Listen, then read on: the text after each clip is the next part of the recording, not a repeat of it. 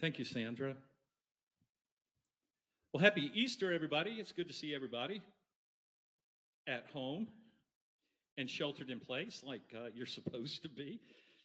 I don't know, you kind of get used to saying the same things over and over again. Hey, it's good to see everybody. But I can't wait for that day when we will see everybody. And not just back at church, when we see everybody that's gone on before us to glory. You know, when I was in school, there were certain subjects that I would take that I thought, why do I have to take this class? You know, I'll never use this in my life. I remember thinking like, okay, I understand math, adding and subtracting and dividing and multiplying and stuff, but then it started to get into algebra, and then it got into word problems, and it was like, that was kind of rough.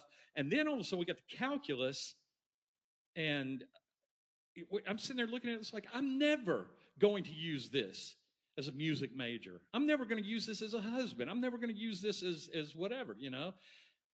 And I think sometimes with history, sometimes people find history boring because when they study history, they think, well, why do I have to know all this stuff about George Washington? Why do I have to know all of this stuff about World War I or World War II or America or what happened in Europe back into whatever. Wait, how does it apply to me? How is this history going to affect me?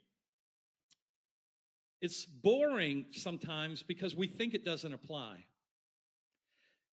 But I think of sometimes when I would be at the Atlanta United game, and when the singer would sing the national anthem, how 70,000 people were up on their feet singing at the top of their lungs the national anthem.